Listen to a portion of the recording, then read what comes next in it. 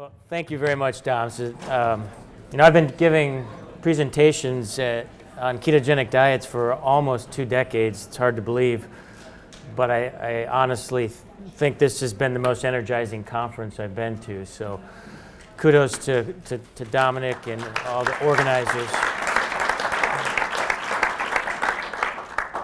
So I was asked to speak about dyslipidemia and metabolic syndrome, or more often referred to as insulin resistance syndrome. And this is really where I started. My interest in ketogenic diets was studying cholesterol, lipoprotein, metabolism.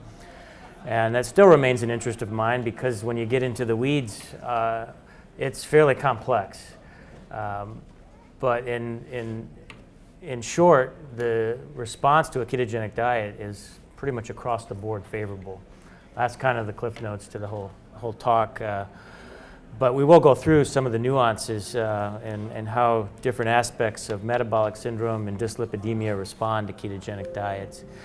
But I thought I'd take a little bit of time at the beginning, and some of this is redundant with some of the other talks, but it's important. Redundancy is an important part of learning, and we do need to, before we really embrace ketogenic diets, we need to officially back away from our current recommendations. So I want to talk a little bit about the status quo. And this all got started, as you heard, and most of you know, with the diet-heart hypothesis and Ansel Keys, which was really based on this simple sort of syllogistic logic where dietary saturated fat, it increases cholesterol, which in turn increases heart disease. And of course, we know that just because A equals B, B equals C doesn't mean A equals C. And we have a lot of studies now that disprove this hypothesis. So there's clearly some issues with this. But looking at our current situation, our dietary guidelines started in 1970, and they really haven't wavered much over the years. Nuanced changes, but the cornerstone has always been a low-fat, low-saturated fat approach. And this is where we're at now as a result of the 30-plus year experiment in this country. And we talk about the obesity epidemic, but just consider for a moment the average person now is obese. I mean, this is staggering that almost 3/4 of adults in this country are overweight. That's really incredible when you think about how many people this affects. And of course, obesity is the tip of the iceberg. There's a lot of other chronic diseases that go with this. But it's important to point out this all occurred while we were consuming less saturated fat. So we got hammered with this recommendation, and we were actually able to successfully restrict saturated fat. So clearly, that's at least prima facie evidence that saturated fat's not a problem. I can't even see my slides here. But so really, only a small fraction of adults in this country have been able to maintain a healthy weight in the context of our current guidelines. And what's really alarming is the epidemic of diabetes and prediabetes. And this is a paper that was just published about a month or 2 months ago in JAMA. So this is our latest statistics on prediabetes. And it reported that half of Americans are pre-diabetic. It's a pretty well done study based on several measures of prediabetes, including hemoglobin A1C, fasting glucose. So again, staggering. The average person is pre-diabetic now. So if you look at dietary patterns over the last several decades, as I said, we were able to get fat down a bit, and saturated fat down, especially in men. Protein's been pretty stable, actually. Clearly, the most salient change has been a marked increase in dietary carbohydrate to the tune of about 200 extra kcals per day. So we're now binging on sugar and processed carbs. This isn't 200 kcals of broccoli or spinach. And that's pretty problematic. So as a result of the dietary heart hypothesis, the unintended consequence, if you will, was of trying to restrict saturated fat was that we started to eat more carbs, and that caused a whole different problem that I think was unanticipated, at least back in the 70s and 80s, and that's metabolic syndrome or insulin resistance syndrome, which is really prediabetes. And that, of course, increases risk for heart disease and other problems. Now, you would have thought we would have changed course sooner. There's literally been billions of dollars invested in trying to prove the diet heart hypothesis. This is just one, but arguably the largest and most expensive study, the Women's Health Initiative, which was an 8-year prospective study in postmenopausal women, and essentially showed no effect of a low-fat diet on heart disease. And so this should have been the nail in the coffin, right? But as far as I can tell, this study had very little impact and no impact in changing policy. So how has the diet heart hypothesis fared? I don't see any other conclusion than it's been an epic failure. I mean, it's been a colossal catastrophe when half of us are pre-diabetic.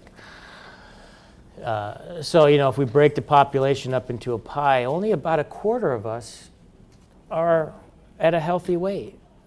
You know, half of us are pre-diabetic. There's another quarter of us that are pretty much borderline pre-diabetic, overweight, and on course to become pre-diabetic. And when you look at these folks metabolically, the majority of these people have some degree of insulin resistance. And insulin resistance is an incredibly complex phenomenon that manifests in different ways to different degrees in different organs and different cell types.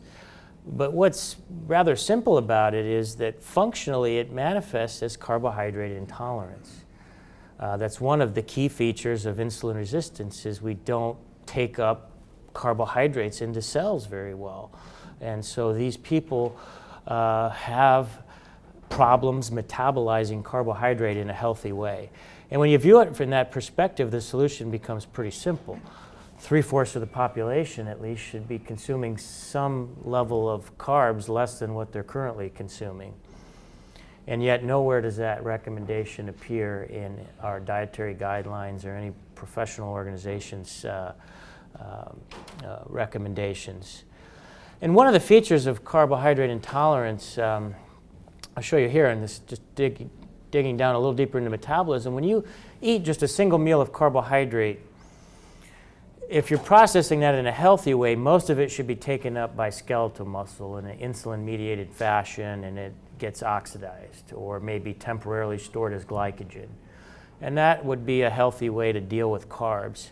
We know that insulin-resistant folks, though, have a greater proportion of that incoming carbohydrate diverted to fat in the liver, or that's called de novo lipogenesis.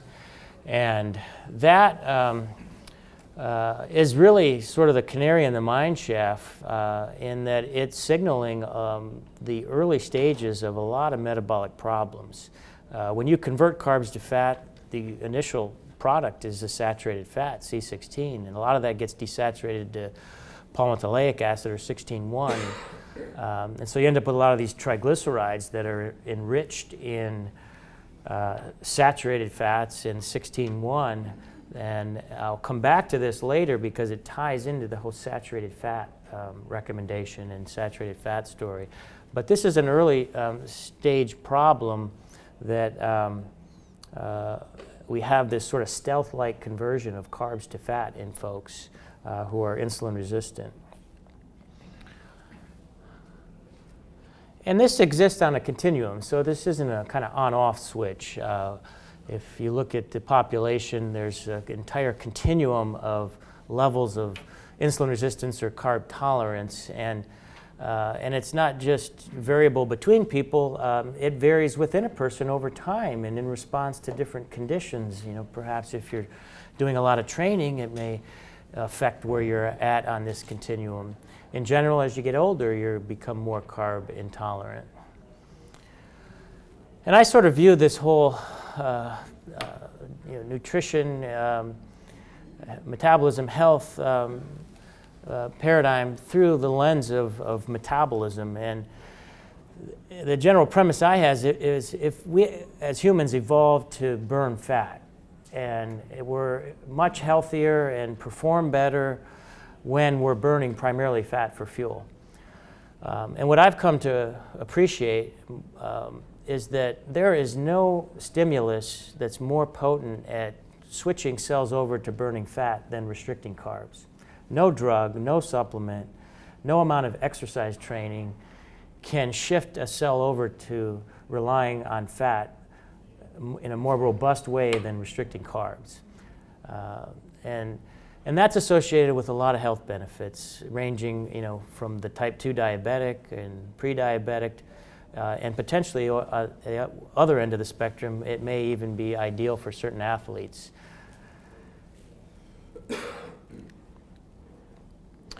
So I designed this slide just to give you an appreciation for how different diets compare based on their carbohydrate and protein content. Standard American diet has about half the energy from carbohydrate. And then you've got, say operationally defined low-carb diets is anything less than 30%. You've got paleo and other diets that are promoted. So where does ketogenic diets fit into this? It's really a subset of low-carb diets that in general are around 10% of energy of carbs, but that varies from person to person, less than 40 grams probably.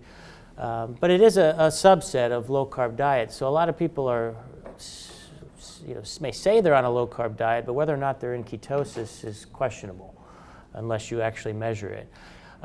The other misconception that's out there is that ketogenic diets are high in protein. By definition, they have to be somewhat limited in protein because protein's fairly anti-ketogenic.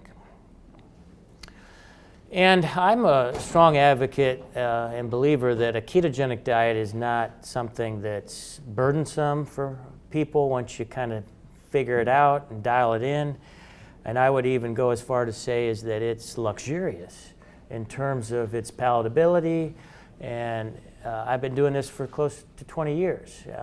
And even if I didn't have the perceived benefits in terms of my metabolic health and cognitive health and so forth, I would eat this way because it's just, it's a delightful way to eat and enjoy food. And that's a little different than what you've heard from other speakers. But we've done a lot of feeding studies. People actually prefer ketogenic diets compared to high-carb diets in many cases. So I'm a firm believer this diet is palatable and sustainable long-term. Now ketosis, we've heard almost every talk has involved ketosis, but we haven't necessarily heard a lot about concentrations of ketones. But with nutritional ketosis, you're generally dealing with an order of magnitude increase in ketones relative to the carb-fed state. So maybe going from 0.1 to at least 0.5 millimolar is kind of an arbitrary threshold we've used as where nutritional ketosis starts, up to 3 or 4, even 5 millimolars on it. But what's important to realize is that's an entire order of magnitude lower than what we see in ketoacidosis.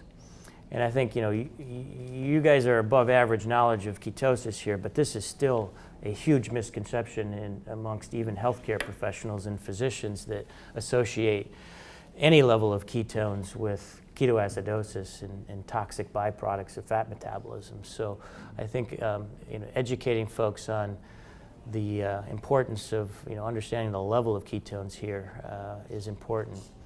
And of course, there's a rapidly expanding knowledge of ketones. We've known for 4 or 5 decades that ketones are alternative fuel for the brain, and that's still one of the key functional roles of ketones.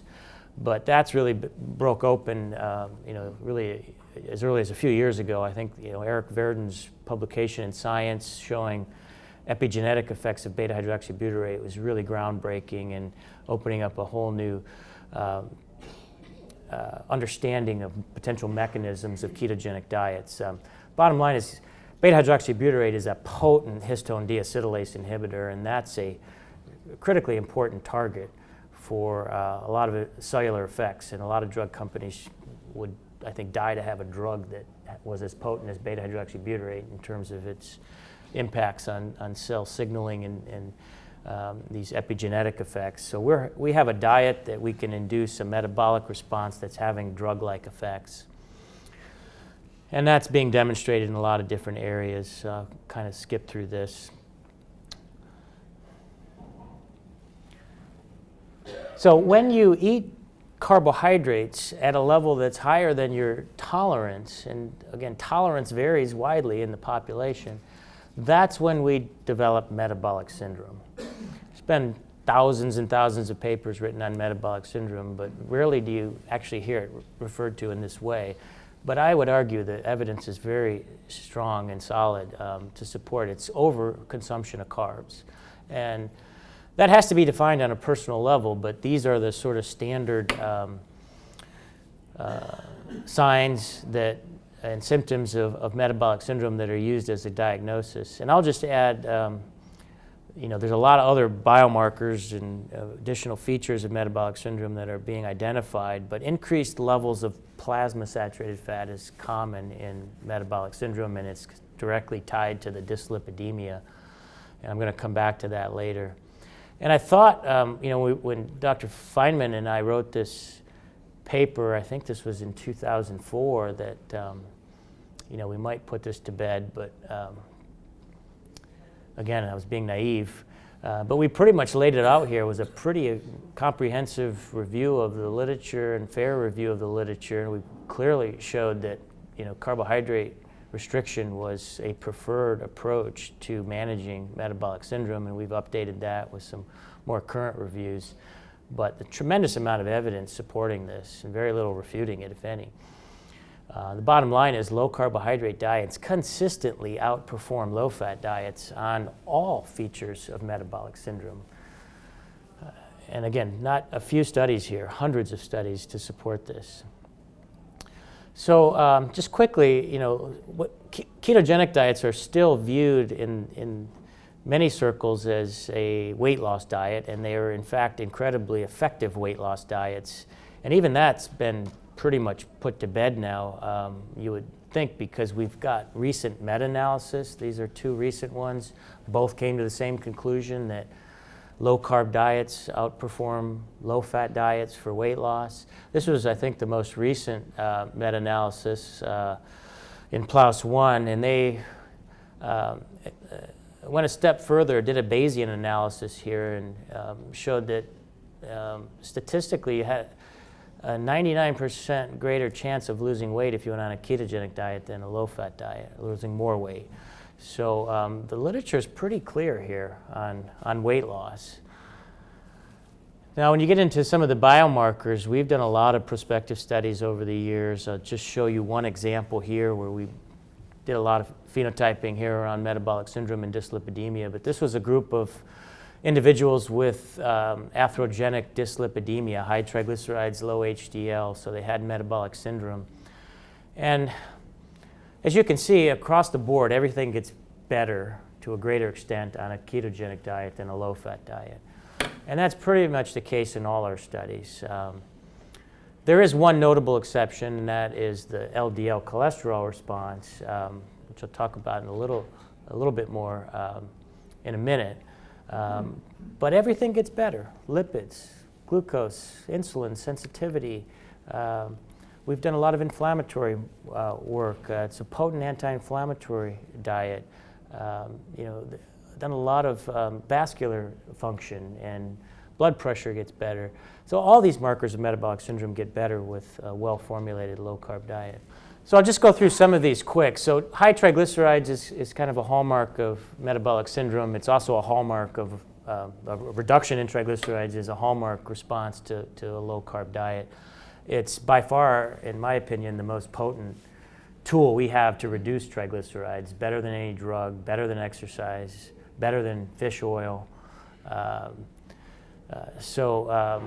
higher the triglycerides, the more dramatic the response. To give you a sense of the variability here, it's rarely do you see triglycerides go up. And the people that it goes up in, they probably started at 30 milligrams per deciliter and went up to 36. So that's a very consistent response. We're seeing 50% reductions here in this group of patients with atherogenic dyslipidemia. I did a lot of postprandial studies. Instead of feeding people carbs or do glucose tolerance tests, we did fat tolerance tests. So we'd feed people 1,000 calories of fat and see how their lipids respond. And same group here, these people had a pronounced and exaggerated increase in triglycerides after a fat meal at baseline, and then 12 weeks after being on the diet, that lipemic response is reduced by over 50%. So they're much more efficient at processing fat in the keto-adapted state. And a lot of people have linked this hypertriglyceridemia to vascular impairment. So we've done a lot of flow-mediated dilation in the brachial artery, and we showed in this paper that vascular function improved as well after keto adaptation. Now HDL, that can be a rather stubborn lipoprotein. I think it's probably more tied to genetics than the others. And so it's kind of hard to move up if you have low HDL. But again, I would say a well-formulated ketogenic diet is more potent than anything else that we have.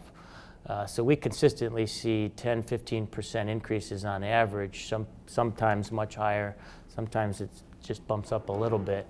But it's pretty potent at increasing HDL. As you can see here, we show a 13% average increase. There could be some interactions here with certain dietary components. In one of our egg studies, we show there may be an interaction here with cholesterol in the diet that might help raise it, or even higher saturated fat levels in the diet tend to raise the HDL cholesterol a bit more. There may even be a gender effect here. We tend to see women more consistently increase their cholesterol, even though they start at higher levels. Now, the LDL cholesterol, we could spend a lot of time on. I'll just kind of make this simple. So LDL cholesterol, it turns out, is a pretty complex particle.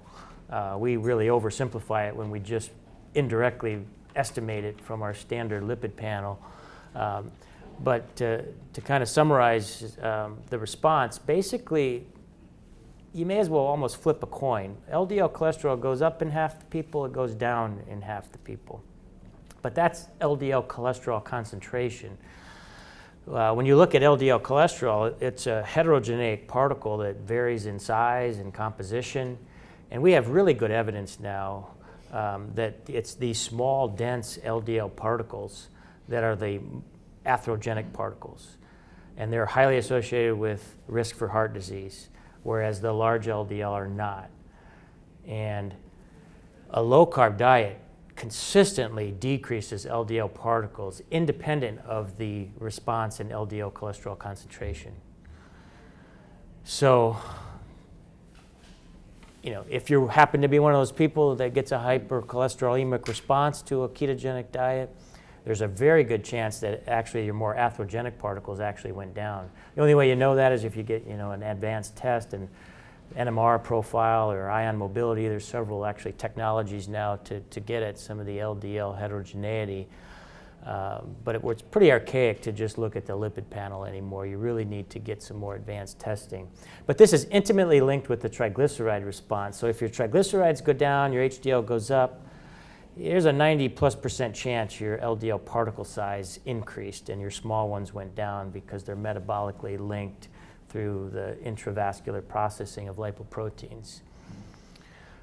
And Ron Krauss has really been the pioneer in this area, and the graph on the left is all data from his studies. Each one of those points is a different study where he had a different percentage of carbohydrate, and this is the percentage of individuals in that cohort who were pattern B. And pattern B is the small, dense LDL phenotype that's 3 times higher risk for heart disease. That's a remarkably tight fit, I think, for regression studies in nutrition. So the higher the percent carbs, the higher the percent of individuals who have pattern B, which is, again, that's the unhealthy profile. So data on the right is from our studies. So you see, again, incredibly uniform response. Almost every single person sees a decrease in their small LDL particles. So when we talk about LDL cholesterol, you kind of got to go beyond the LDL cholesterol response and look at some of these nuances. So a lot of literature in this area. It's still a bit controversial, but I think every day we're seeing more evidence that these small LDL, they have a longer residence time in the circulation. They're more prone to oxidation. They penetrate the arterial wall more easily. That they're really the bad guys. And we tend to focus a lot on cholesterol and lipoprotein particles, and you know that has shown some correlation with heart disease. But I kind of view them as they're just the trucks that are carrying lipids around in the circulation from place to place. What's really important is what's inside those trucks, the cargo. And so we've looked a lot at the fatty acid composition of plasma and lipoproteins. And this gets us into the saturated fat story because again, you know, even in 2015 or 2016 now, but our latest dietary guidelines are still continuing to promote decreased saturated fat as a carte blanche recommendation. And so I want to take a little bit of time to walk through this because there's still a lot of pieces here that people don't appreciate. So the diet heart hypothesis here, again, it's, as I said, it's been disproved. Here's 3 meta-analyses that all show no association between dietary saturated fat intake and risk for heart disease. And in fact, if you restrict saturated fat and replace it with carbs, it not only do you not see a benefit, you actually increase your relative risk for heart disease. And this isn't some odd dietary switch here. This is exactly what the average American has done, right? Going back to that slide with the sharp increase in dietary carbs. So I don't know why that isn't enough evidence to change guidelines, but clearly we're not, you know, paying attention to all the evidence. But saturated fat, you know, we have to look a little deeper here. If we look at plasma levels or endogenous levels of saturated fat and risk for disease, there actually is a very consistent association here. So if you have more total saturated fat or palmitic acid in your plasma and in your cell membranes, that is consistently associated with higher risk for heart attack, higher risk for heart failure. I just show you 4 studies here, but there's a dozen studies I could show you. So if you tend to store a lot of saturated fat, that's not a good thing. It's also associated with diabetes and prediabetes. Lots of more studies here, just showing you example studies that link it to metabolic syndrome, insulin resistance. So again, storing saturated fat, not good, but dietary saturated fat doesn't seem to correlate. So I think this is confusing to a lot of people because we tend to think you are what you eat. So the question here is what's contributing to plasma saturated fat? And this has sort of set us on a path several years ago to study saturated fat levels in people on ketogenic diets. So this is actually the same study with some of those responses I showed you earlier. I just want to point your attention to the 2 diets here. Their saturated fat content, the ketogenic diet, both were calorie restricted, but the ketogenic diet had 3 times the level of saturated fat, so 36 versus 12. And yet when we measured saturated fat in their blood 12 weeks later, it went down more in the ketogenic group. And in particular, we did this in multiple lipid fractions. It's a very robust finding. We actually validated this in a couple other studies too. What's more intriguing was that the palmitoleic acid, 16 carbons, 1 double bond, so it's a monounsaturated fat, that consistently goes down, and this is an endogenous marker of lipogenesis. We followed this up most recently with a very intense feeding study that took about 5.5 months for any individual, where we ramped them through 6 different levels of carbs, starting at a lowest level of carb, going up to a pretty moderate to high carb diet. And these folks all had metabolic syndrome as well. And sort of just real quick cliff notes here, despite a 3-fold level increase in saturated fat from the highest saturated fat to the lowest, so lowest carb to highest carb, we had no change in diet and plasma levels of saturated fat. There was this uniform change in palmitoleic acid, though, so this marker of de novo lipogenesis is very intimately connected to the dietary carbohydrate content of the diet. But within any given, but at any given level of carbohydrate, you have a lot of variability between people, and this again speaks to the variability in the population. But as you increase carbs, you see the slopes always going up, just at different, different slopes here. So the people that kind of maintain a flat slope are probably the ones that are most carb sensitive, where they don't resort to de novo lipogenesis despite the fact they're eating more carbs. Whereas the steeper slopes are the ones that are not processing carbs very well. So what do we know about palmitoleic acid? Well, not to go too much into fatty acid composition because it's kind of a rabbit hole. It's a product of delta-9 desaturase, or more commonly referred to as sterol-CoA desaturase 1, or SCD1. A lot of the saturated fat we make gets desaturated to palmitoleic acid.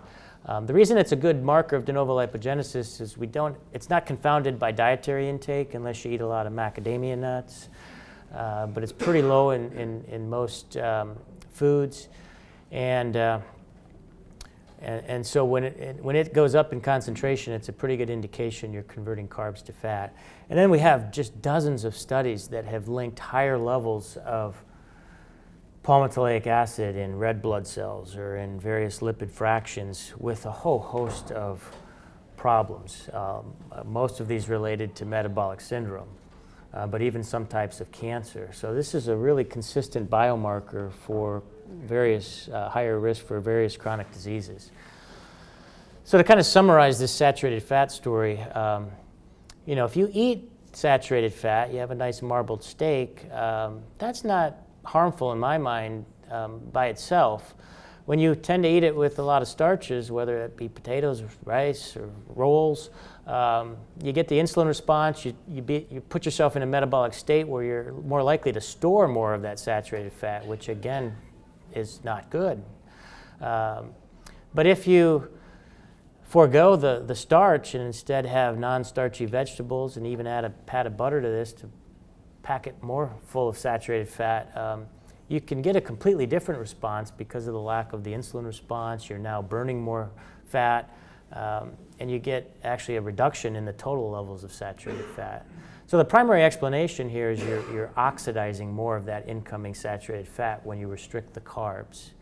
So the effects of saturated fat in the body are highly dependent on the background level of carbohydrates you're consuming and your current level of carb tolerance as well.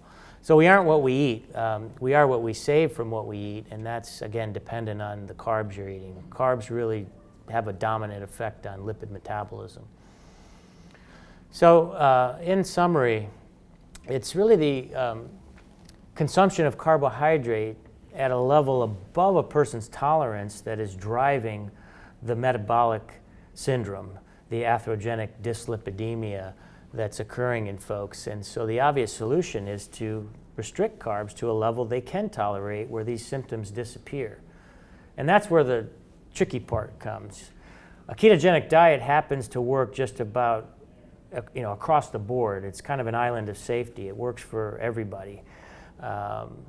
That's not to say everybody needs to be in ketosis in order to keep metabolic syndrome at bay, and that's where the personalization comes in.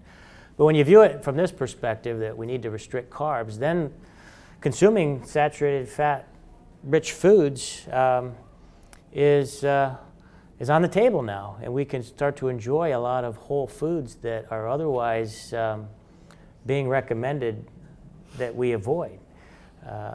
That's, again, coming back to the luxurious nature of the diet. You can have eggs and bacon and put butter on it and real cream, and just amazing recipes and menus can be prepared from ketogenic meals, and I think Quest has proven that too with the array of products they have that'll be hitting the shelf soon. So thank you. Happy to entertain questions. Can I just make a quick comment? Oh, I'm sorry. Go ahead. Just where does time restriction fit into all of that? Where does what restriction? Time restriction. So if you take a diet and you consume all your calories in an 8-hour day, or an 8-hour period, which there's a lot of studies now that are showing that it's totally changing your metabolic output, your triglycerides, all of that. So where does that fit into all of this, do you think? Because now you're changing diet constituencies, but just by changing the time that you're eating it, you're getting a similar result. So are you asking more the frequency of meal intakes? Well, ad libitum versus time-restricted diet. Yeah, when we counsel folks, we don't have them count calories. This is a very satiating diet for most people. So if you're overweight and have goals of weight loss, that naturally comes when you get the diet right. The satiation's there, and it's much easier than when you're trying to restrict calories in a non-ketogenic way. So the satiety is a big factor. I don't think frequency of eating is as important when you're on a ketogenic diet. Part of it, you don't have that drive to eat, so you're just in a much more stable metabolic state. Blood sugars are stable, insulin's stable. If you eat 1 meal a day or 2 meals a day, it's not a big issue. I think that's probably more important when you're on a low-fat diet, that you have a steady source of glucose. If the brain goes several hours without, source of glucose, it's not very happy. When your brain's running on ketones, it's happy all day, and you don't have to be eating. So there are some issues there that haven't been really studied well, but anecdotally, the frequency of eating is not as important when you're in ketosis. Well, I just want to make a quick comment what you were saying about the LDL elevation, but I think that actually in clinical practice, I see the flip side of that, where someone will come into practice and their LDL-C, or that number that we're always used to looking at, is 74, and everybody's done well by this point, right? Until you look at their NMR data, because they have metabolic syndrome, and their small dense is 1,000, and their LDLP is 2,200. And what are you going to do? Put them on more statin because they've been maxed out and they're technically at goal. So you put them on a low carb, high fat, or ketogenic diet, and what we see is those markers actually improve. So we're missing risk. I would argue that we need to be. And we've looked at it that way too. So statins actually don't do much to particle size. So we've shown that. We've studied a ketogenic diet in people on statins, and it keeps the LDL lower when you're on a statin, the concentration, but it does improve the it improves the particle size, so it drops the small ones.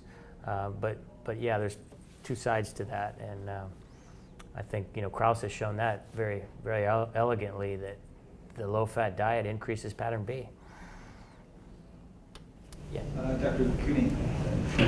Yours is the third or fourth series of talks since yesterday that has, I think, beautifully laid out the contrast between low-fat and low-carbohydrate metabolic impact and so on. So what struck me about these talks is that people define carbohydrate by the amount in the diet, but not what are we talking about in terms of speed of absorption. And I think we're labeling all carbohydrates the same, and it's something we wouldn't want to do with fats. Surely you would distinguish between whole grains, perhaps, and rice, or high glycemic, low glycemic. How do you? Well, in the context of a non-ketogenic diet, the quality of carbs is very important. I think we'd be naive not to admit that. But in a ketogenic diet, the carbs, you're talking about carbs for most people under 40 grams a day, and those are coming from specific sources that you're not eating any grains, so that's pretty much off the table on a ketogenic diet. You're getting some residual carbs in the meats and eggs you're eating and cheese. I would say a well-formulated ketogenic diet has a lot of non-starchy vegetables, so you're getting 5, 10, 15 grams of carbs there. And even you can even include some high water content fruits and nuts and seeds. So right there you've got your 30 to 40 grams of carbs, and those are all slow absorbing anyway. So the quality of carbs isn't as big of an issue on a ketogenic diet because they're already kind of the obligate carbs you're getting with the high fat, moderate protein foods that you're able to eat on that diet. But for sure, when you're getting out into the moderate to high carb diets, the quality probably has a more important effect than maybe even the quantity. Well, I would agree, but if you're not in the keto adapted state, some carbohydrates are still more harmful than others. And I think that's the only message I was trying to. Yeah, I would say there's probably some carbs you should be getting rid of first if you don't want to go all the way to the ketogenic state. You probably want to get fructose out, and a lot of the higher glycemic load foods would make sense to get out first. Have they developed that online test yet? Well, there's no, commercial company that's offering that, but there are companies that will do a complete fatty acid composition, of which that would be part of it. It's not cheap because it's fairly sophisticated test to do, mostly GC based or mass spec based. Metabolon's cheap. So Metabolon's cheap. Say that again? Metabolon is cheap. That's me. Got a card? Kind of similar question.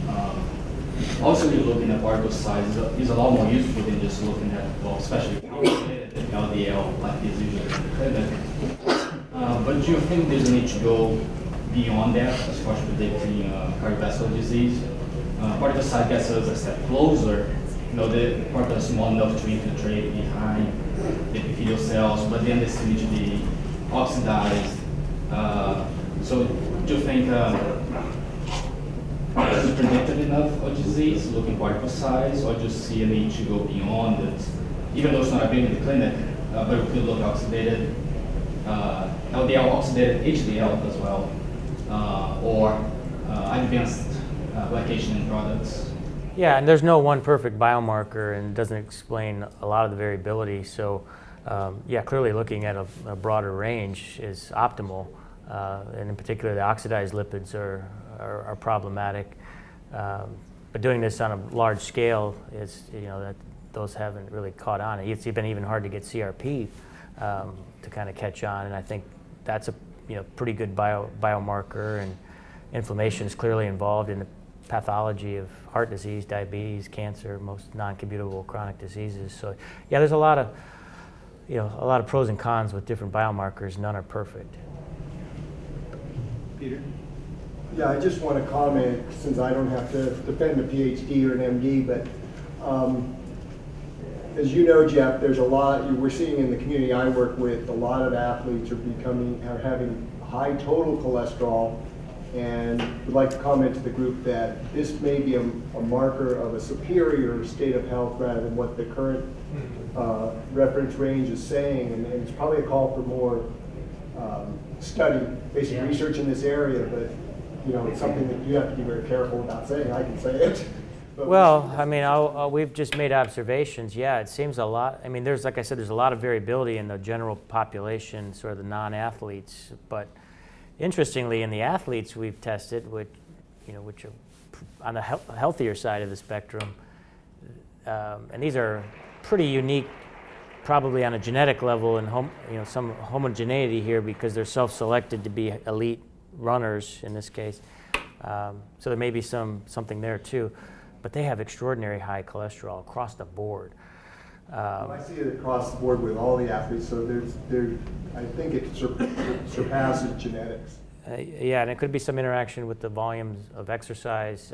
Combined with the fat burning. So it kind of is just an extreme example of what I just showed you, because they have extraordinarily high cholesterol, most of them above 300, but they also have the highest HDLs I've ever seen. And they also have lower small LDL particles than their high carb counterparts. So it fits everything I said, just like magnified in these athletes. And it can be a little frightening though when you see a 350 cholesterol, but their HDL is 120. I've never seen that before. It was multiple people. So it's kind of a unique model system. Is there any relationship between keto diet and hyperglycemic patients? Is keto safe for renal kidney diseases? Yeah, there's a well-formulated ketogenic diet has no stress on the kidneys. You will, because I think this is where the protein misconception comes in. It's not a high protein diet; it's a moderate protein diet.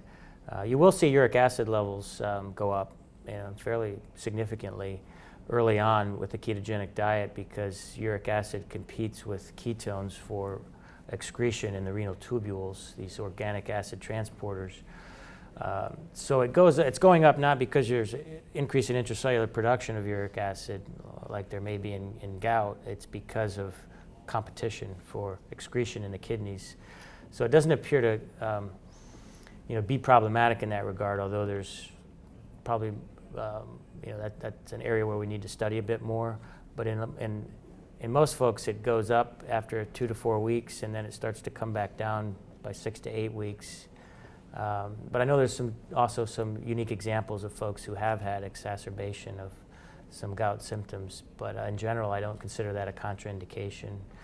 Most people can manage that.